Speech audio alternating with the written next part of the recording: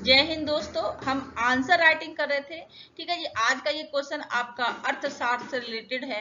अगर आपका optional subject अर्थशास्त्र है, ठीक है, क्वेश्चन आपको देखने को मिल सकता है। प्री में भी क्वेश्चन बनते हैं और आपका मेंस में भी क्वेश्चन बनते हैं। ठीक है, बहुत ज्यादा इंपॉर्टेंट वीडियो होने वाला है ये।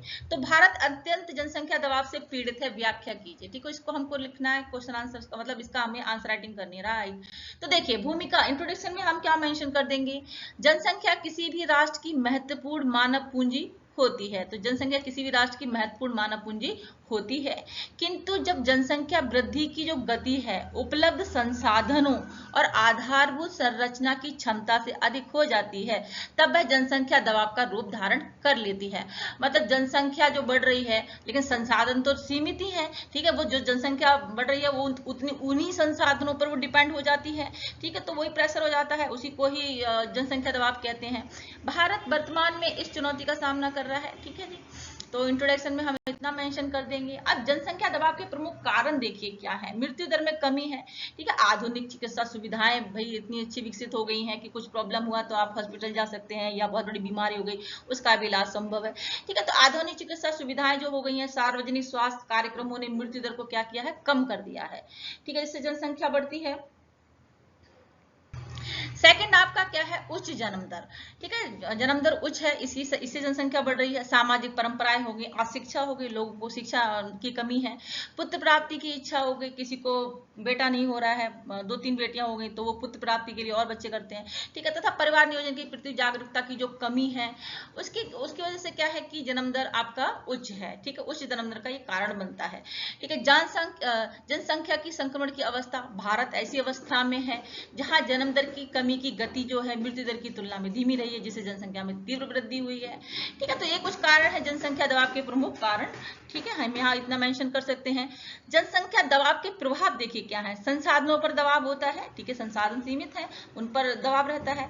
ठीक है, भूमि, जल, ऊर्जा, खाद्य संसाधनों पर अत्यधिक दबाव बढ़ा है। शिक्षा एवं स्वास्थ्य सेवाओं पर बोझ रहता है। बढ़ती आबादी को गुणवत्तापूर्ण शिक्षा एवं स्वास्थ्य सुविधाएं उपलब्ध कराना चुनौतीपूर्ण बन गया है। ठीक है, बेरोजगारी एवं गरीबी, रोजगार सृजन की गति जनसंख्या वृद्धि के अनुरूप नहीं होने से क्या है, बेरोजगारी और गरीबी सबकी समस्या बढ़ रही है। ठीक है, हम बोलते हैं कि रोजगार नहीं, तो कारण वही है कि जनसंख्या इतनी बढ़ रही है लेकिन संसाधन उतने ही हैं, जॉब्स क्रिएट नहीं हो पाती हैं, क्योंकि जनसंख्या है ना इतनी तेजी से जनसंख्या ग्रो कर रही है, तो इस वजह से थोड़ा क्या है, बेरोजगारी और गरीबी बढ़ती है। ठीक है, नगरीकरण और अवसंरचनात्मक संकट, शहरों में आवास, परिवहन, स्वच्छता, अन्य नागरिक सुविधाओं पर भी अत्यधिक दबाव बना हुआ है, दबाव उत्पन्न होता है। ठीक है जी, जैसे जनसंख्या बढ़ती है तो लोग शहरों की तरफ आ रहे हैं, तो परिवहन, स्वच्छता, ठीक है, गंदगी ज्यादा फैलती है, तो हर चीज में एक चैलेंज बन जाता है। ठीक है, राजकोषीय दबाव, सरकार को शिक्षा, भोजन, स्वास्थ्य और आधारभूत संरचना पर अधिक व्यय करना पड़ता है, गवर्नमेंट को भी ज्यादा खर्च करना पड़ता है, जिससे विकास के अन्य क्षेत्रों के लिए संसाधन सीमित हो जाते हैं।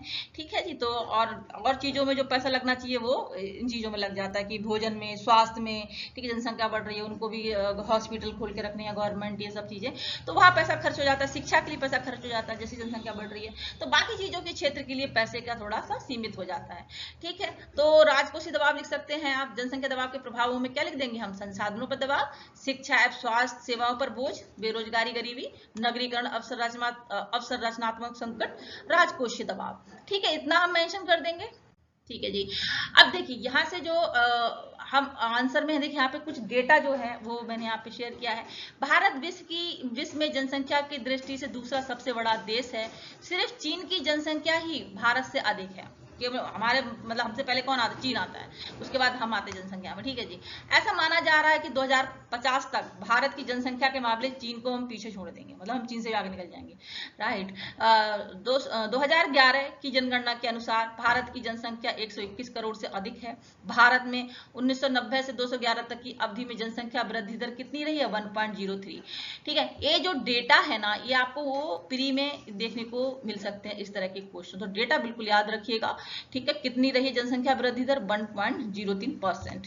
भारत की जनसंख्या में तीव्र वृद्धि के अनेक कारण हैं, जिससे सबसे प्रमुख कारण मृत्यु दर में तेजी की से कमी है, हमने जो अभी डिस्कस किया था। ठीक है, वही सब चीजें हैं। स्वास्थ्य सुविधा और बीमारियों की रोकथाम के परिणाम स्वरूप भारत में मृत्यु दर में कमी आई है, परंतु मृत्यु दर के विपरीत जन्म दर में उतनी तेजी से नहीं घटी है। ठीक है जी, तो ये डेटा है, थोड़ा सा ये वाला ध्यान में रखिएगा कि ये जो 121 करोड़ से अधिक है, ये 2011 की जनगणना के अनुसार। भारत विश्व में जनसंख्या की दृष्टि से दूसरा सबसे बड़ा देश है। सिर्फ चीन की जनसंख्या ही भारत से अधिक है। ऐसा माना जाता है कि 2050 तक हम चाइना को पीछे छोड़ देंगे। ठीक है जी, तो ये कुछ डेटा, ठीक है, ध्यान में रखिएगा। ये वृद्धि दर जो है 1.03, ये ध्यान रखिएगा। ठीक है, नेक्स्ट देख लेते हैं।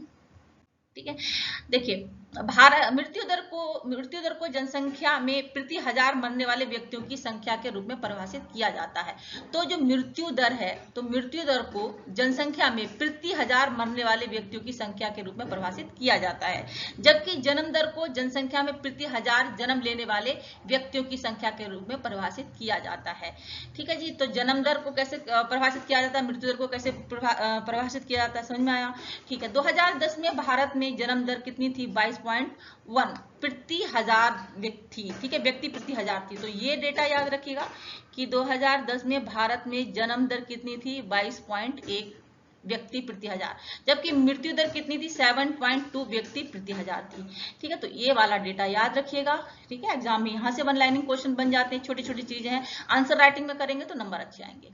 ओके जी, तो निष्कर्ष में हम क्या लिख सकते हैं, निम्न मृत्यु दर अपने आप में विकास का संकेत है, क्योंकि यह बेहतर स्वास्थ्य सुविधाओं और जीवन स्तर को प्रदर्शित करती है, किंतु उच्च जन्म दर और तीव्र जनसंख्या वृद्धि भारत के लिए गंभीर चुनौती बन गई है।